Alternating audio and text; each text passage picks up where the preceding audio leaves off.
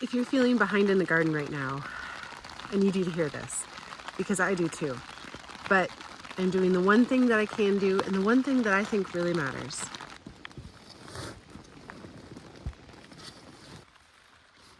It's raining.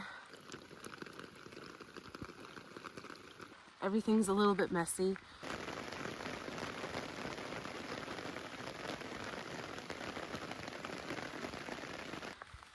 There's things that I should have done already, and I already feel like I'm behind. But I don't let that stop me.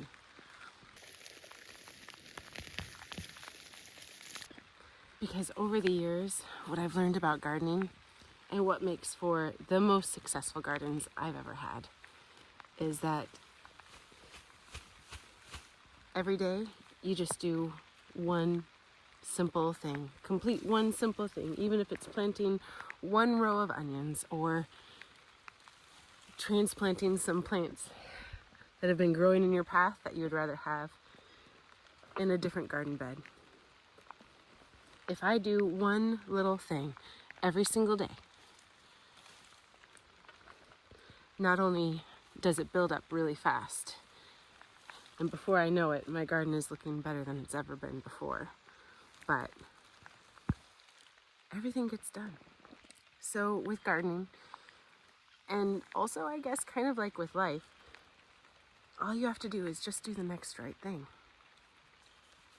I think Anna said that, right, in Frozen, and it is so very true. And it's something that I've lived for a lot longer than the Frozen franchise has been around. Look at that mycorrhizals. Oh my goodness, it's so beautiful. And a wine cap. I had been praying about having wine caps this year. What a blessing. So for me today, that's just transplanting. I've been waiting for a rainy day to be able to do this. It's been so dry. And the beds that I'm going to be transplanting these Rudbeckia to are not good beds. They are sandy soil. They're exposed to the elements, which basically means chickens and deer. And it's not fixing all my beds.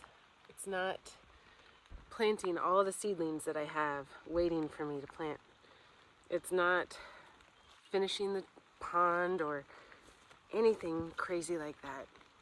For me today, I just need to get these plants out of this path and that one and plant them around the outer edge of my garden, because they're hardy and they're strong and they'll do well even with the tough conditions that are outside the garden gate.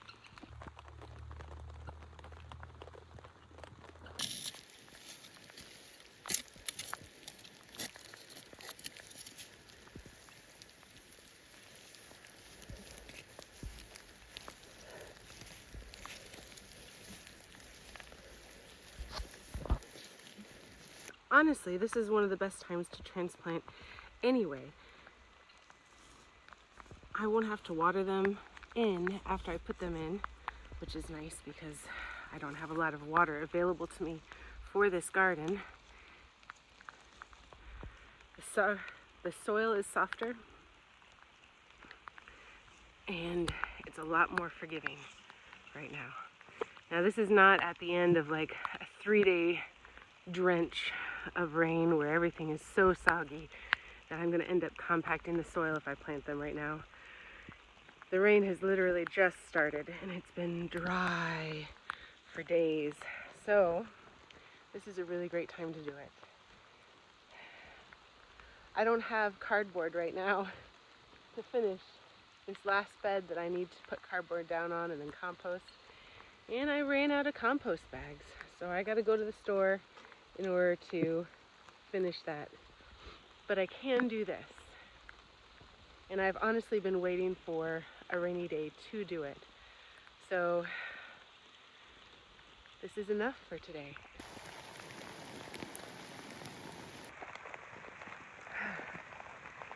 Got that all done. And now I have a little bit of time and I'm going to be able to transplant some of the seedlings that I had in my little baggies. We've got some delphinium and some hollyhocks, and then I'm going to go in because that's all I can do for today right now. And I think that's one of the problems. One of the reasons why people feel overwhelmed with gardening sometimes is because we feel like we have to go out and we have to accomplish all the tasks. We have to, get everything done by a certain date, and we got to make sure that everything is looking perfect and in rows and there's no weeds and gardens don't work like that. They respond to the next thing that you do. The next right thing that you do, and your garden will be better for it. And so, again, I talked about this in my last video, but let's not lose the joy of gardening.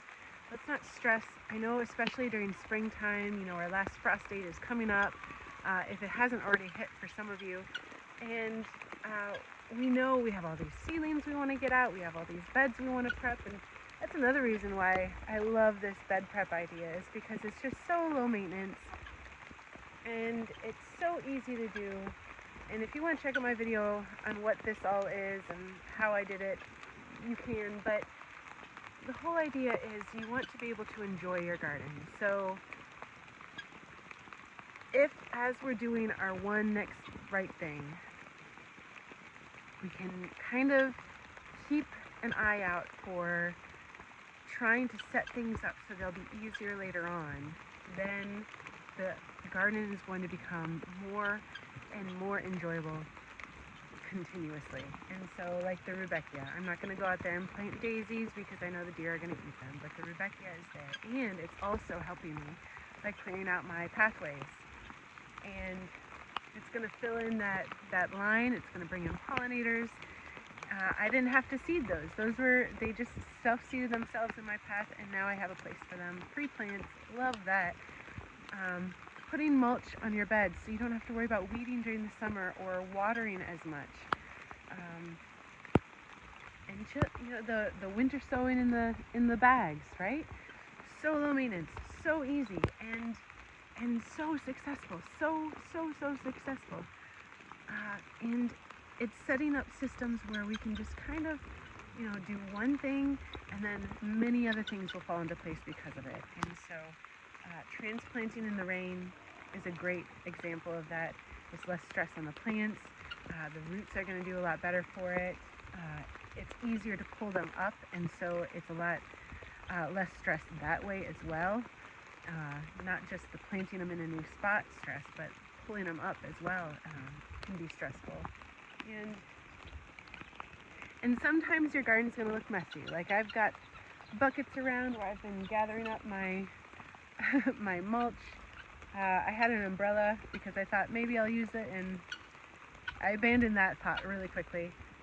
I've got pots scattered from planting things, and that's okay. I'm getting things in the ground. I can clean up later. I will clean up later, and every time I go to the house, I grab a bunch of stuff and bring it back with me so that I can kind of keep these things easier for me, right? No wasted trip. Anyway, I hope this helps you guys. Gardens are resilient, and we're resilient too, right? But gardens are more resilient than we think, and they're, again, just like the last video, there's all these hard and fast rules. You got to get everything in by this date. You got to make sure that everything's planted, together in this way and at this time. And it takes the joy out of it. It adds stress, and it's unnecessary. Those rules are not hard and fast rules. They're really just guidelines. And so let's enjoy it. Let's enjoy it. Do one good thing in the garden every day, and by the end of the season, you're just going to have this incredible thing going for you, and it's going to be enjoyable, and it won't be stressful. And that's the point of gardening, is to enjoy it. So anyway, that's my thing today. My thing yesterday was I weeded this area and put mulch down, and I'm planting flowers. I'm going to have a lot of tall snapdragons underneath this pear tree because they can do well in shade. And I've got some really cool phlox right here. Some hollyhocks are going to go around this water barrel. I got to get more mulch for right here. I'm going to plant my delphiniums as well, and my hollyhocks. And this is just going to kind of be a pretty bed that is across from the pond, so that as we sit and enjoy the pond and the kids are playing, I can just enjoy the beautiful flowers, and I think it's going to be fantastic. Also, loving my little bee butterfly watering dish right there. The birds have been going crazy for the pond, so that's exciting. Anyway, things are coming along. Things are coming along. Anyway, I hope this encourages you. Have a wonderful day. Stay blessed.